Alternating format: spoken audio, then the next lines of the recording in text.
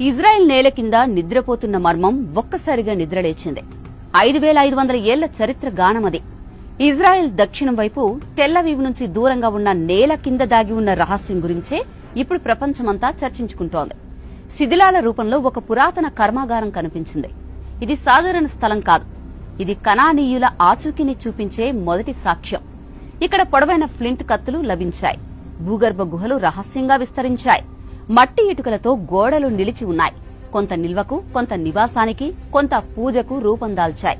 ఇదే కనానీయుల ప్రాణమని బైబిల్ గతంలోనే చెప్పింది. ఈ కర్మాగారంలో కనబడినవి సాధారణ రాళ్లేం కాదు. ఇవి పెద్ద ఫ్లింట్ కోర్లు. వాటి నుంచి పదునైన కత్తులు ఉత్పత్తయ్యాయి. ప్రతి కత్తి ఒకే ఆకారంలో, ఒకే పదునులో ఉంది. వారు ఉపయోగించిన సాంకేతికత ఆశ్చర్యపరిచేలా చేసింది.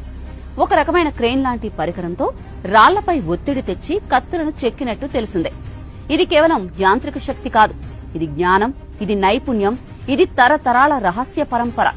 ఈ శిథిలాలు ఒక వ్యక్తి కృషి ఫలితం కాదు. ఇది ఒక సమాజపు చిహ్నం. నివాసాలు, నిల్వ గదులు, పూజా స్థలాలు లాంటివి అన్ని ఒకే చోట విస్తరించడం ఆ సమాజం ఎంత క్రమబద్దంగా ఉందో చూపుతున్నాయి. ప్రతి వ్యక్తి వృత్తిని అనుసరించి జీవించేవాడు. ఎవరో ఒకరు కత్తులు తయారు చేసేవారు, ఎవరో వాణిజ్యం చూసేవారు, ఎవరో పూజలు నిర్వహించేవారు. పట్టణ జీవనానికి మొదటి ఊపిరి ఇక్కడే పీల్చారు. మరో విచిత్రం ఏంటంటే ఈ స్థలంలో వ్యర్థ భాగాలు బయటపడలేదు. కత్తులు తయారు చేస్తే మిగిలిన చిప్పలు, రాళ్ల ముక్కలు ఉండాలి. కానీ అవి కూడా కనపడలేదు.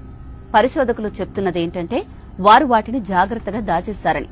ఎందుకంటే వారి వృత్తి రహస్యాన్ని ఎవరికీ తెలియనివ్వకూడదట. అలా అని వారు భావించారట. ఈ స్థలం ఒక శిక్షణ కేంద్రం కాదు.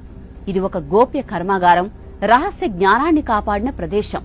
మొత్తంగా చూస్తే ఇక్కడ లభించిన సాధనాలు కనానీయుల సంస్కృతిని గుర్తు చేస్తున్నాయి. ఇది అబ్రహాం కాలానికి దగ్గరగా ఉన్న కాలం నాటివి.